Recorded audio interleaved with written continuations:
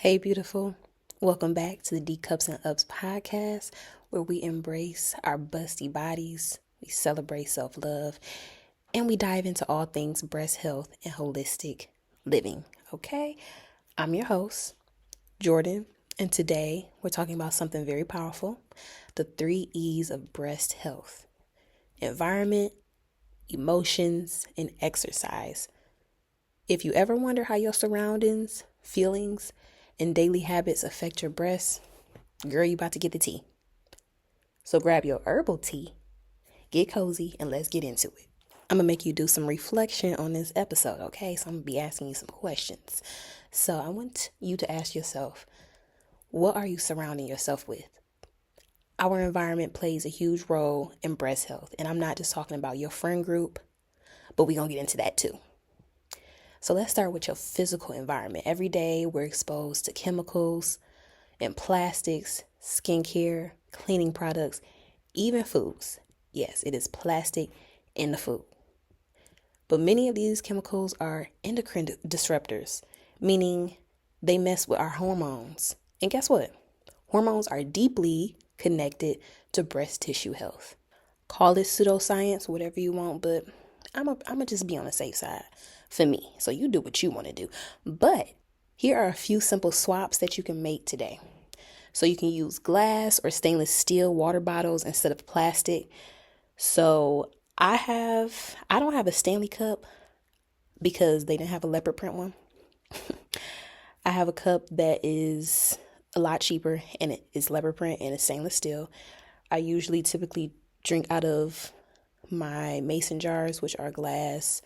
So using glass or stainless steel water bottles instead of plastic, using glass bowls, dish bowls for your foods instead of like the plastic Tupperware.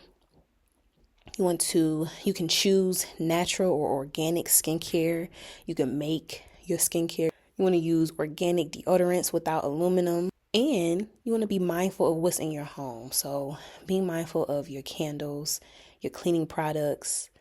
This one I have a little bit of hard time with because as much as I love organic cleaning products and stuff like that, I'm gonna go get me some bleach. I love bleach because I just feel like it's clean. Like I'm definitely a vinegar and mix it with something, baking soda, something like that.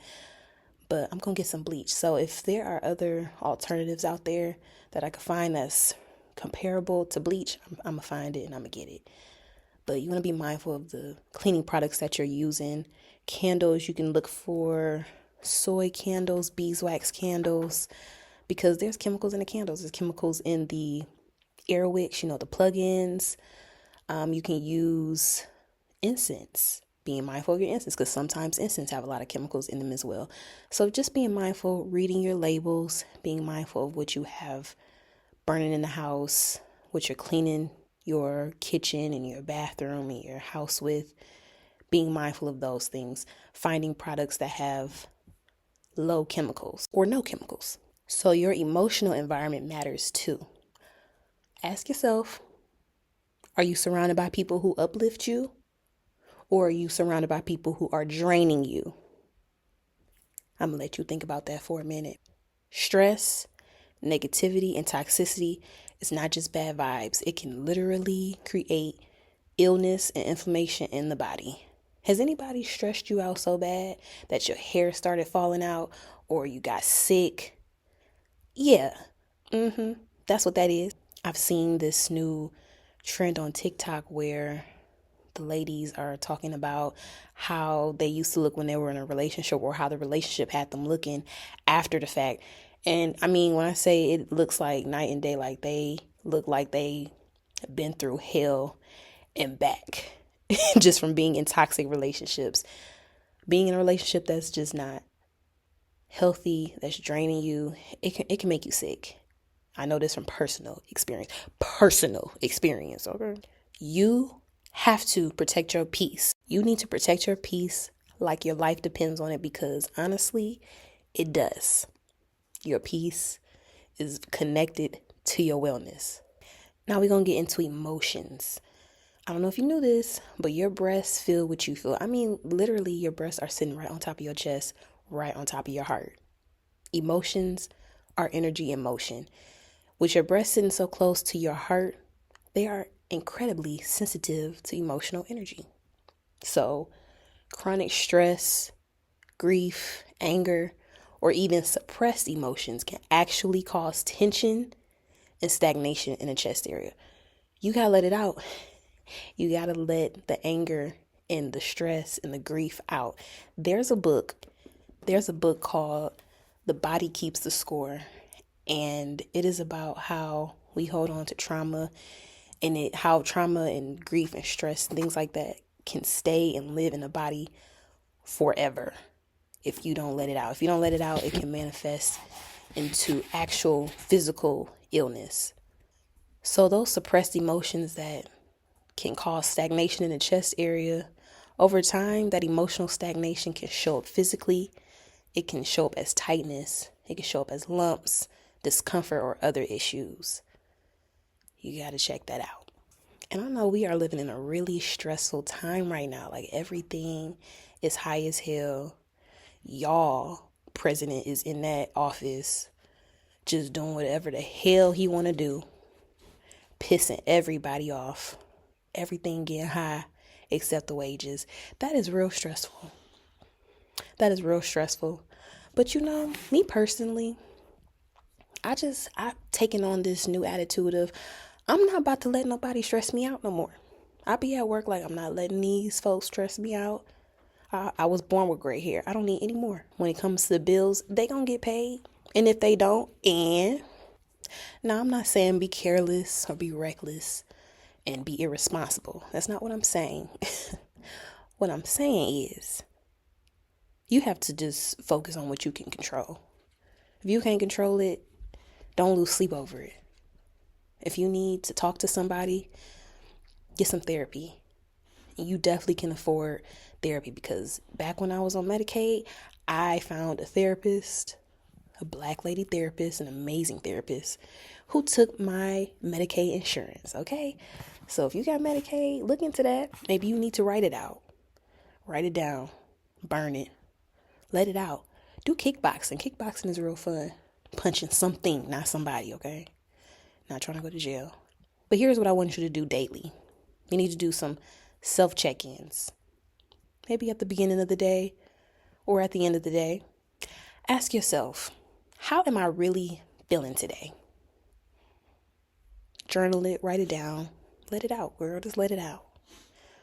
Another thing that you can do, I talk about this a lot, is breast massages. Gentle self-massages helps move the lymphatic fluid and release that built up emotional energy. Another thing you could do is you can dance it out. You can titty twerk. You could twerk. Just get it out. I already mentioned journaling, but therapy, sometimes you might need to cry, and sometimes you just need to laugh. Get with your homegirls that bring you joy and happiness. Honestly, you shouldn't have no homegirls that don't. Okay, that's another topic for another day. But get to laughing if you can. Feeling is healing. Your body is not trying to betray you. It's trying to talk to you. Are you listening though? Lastly, I want to talk about exercise and lifestyle. So, movement is medicine.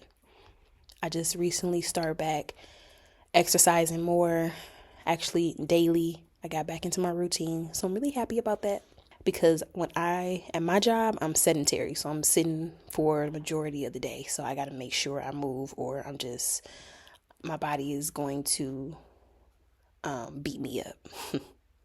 But like I said in previous episodes, our breasts are made up of glandular tissue, fat, and lymphatic pathways. So unlike blood, the lymphatic system doesn't have a pump. So it's relying on movement to flush out toxins. That means you literally have to move to get this lymphatic fluid moving throughout your body. So when you move around, you help cleanse your breast tissue. Some simple lifestyle tips for breast health is daily movement, walking. Everybody talking about getting your 10K steps in. I got me a little walking pad. It was like $70. You can get you one, TikTok shop, or just go outside and walk. Go outside. Another good thing to keep in mind is after you eat dinner, if you can, take a walk. Don't just go right to bed after you eat. So take a little walk, get some movement in, walk in the morning, get out and move your body. If you can't do anything else, walking is where you want to start to get that body movement. Even if it's 10 minutes. You can do rebounding, which is like a mini trampoline. So just bouncing around. It's amazing for lymph flow. Yoga, Pilates, things that opens the chest, gentle back bends, things like that, And yoga, honestly, it is not as easy as you would think, okay? It's a little challenging, but you can do it.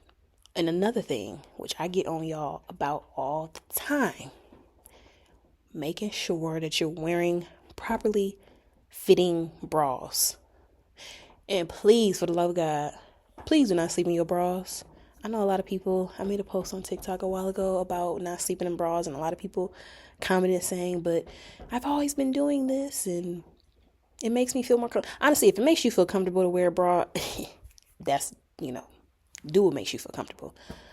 But not wearing a bra to bed, it just allows you to feel free and get that circulation moving.